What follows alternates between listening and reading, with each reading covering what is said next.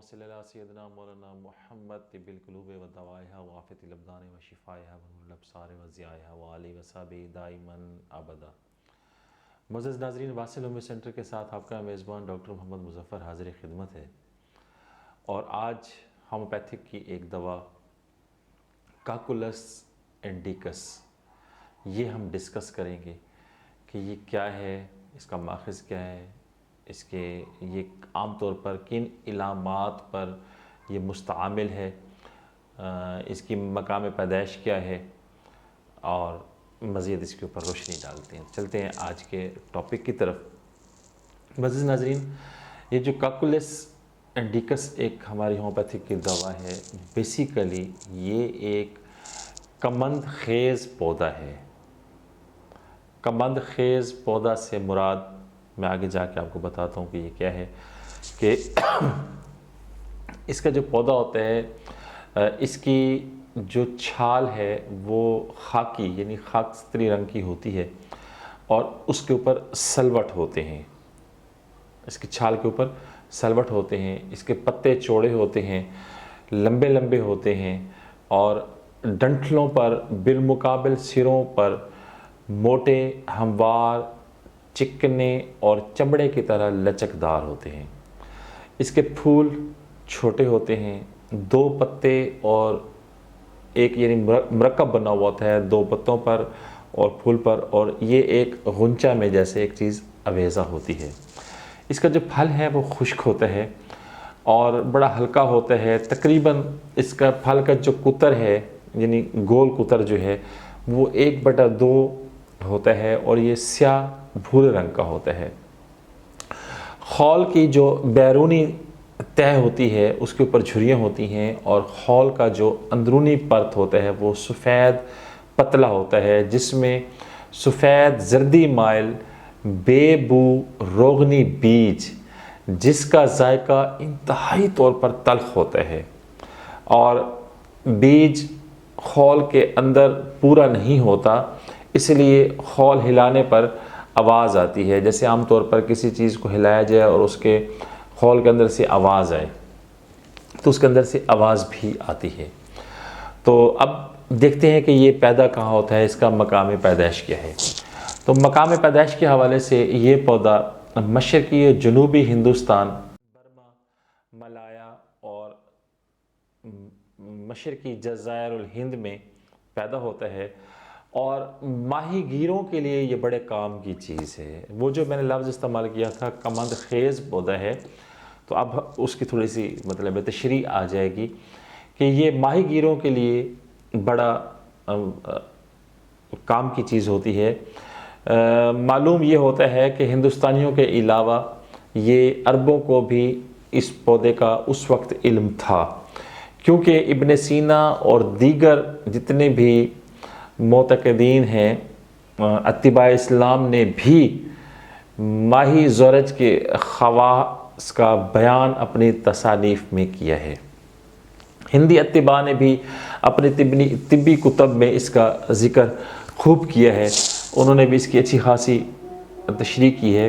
वो इसे जल्दी अमराज के लिए इस्तेमाल करते थे, लेकिन इसका ज़्यादातर इस्तेमाल मछलियाँ पकड़ने में होता है, यानी मछलियों के पकड़ने में ये बड़ा मुआवन साबित होता है।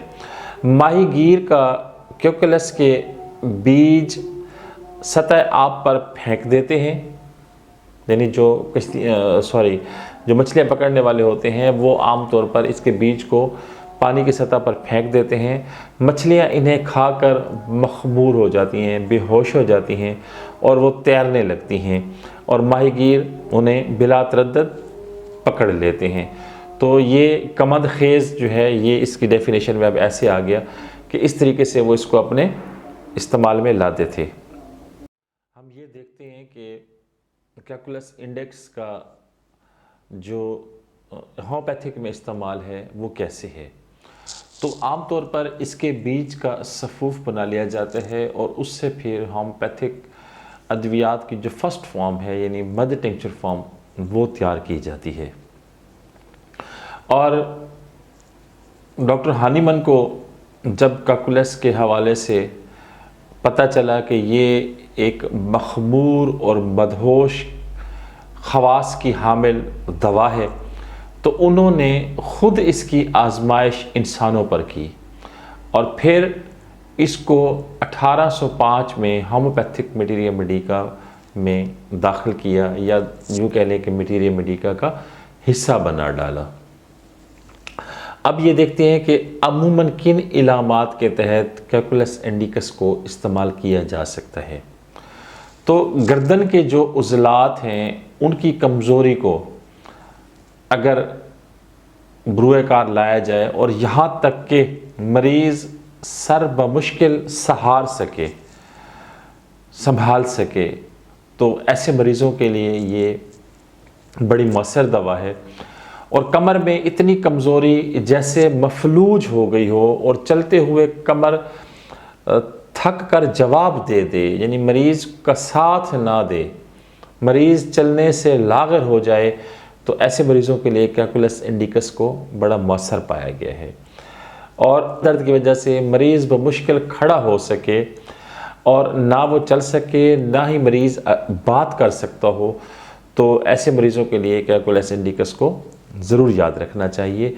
हाथ और पाँव अगर मरीज़ के सुन्न होना शुरू हो जाएं और सोए हुए महसूस हों, अगर सोया भी पड़ा हो तो हाथ पाँव उसको सुन्न महसूस हों, दर्द सर और उसके साथ मतली और कै हो या कै का अगर शैबा भी हो, तो फिर भी कैलकुलस को ज़रूर इस्तेमाल करना चाहिए।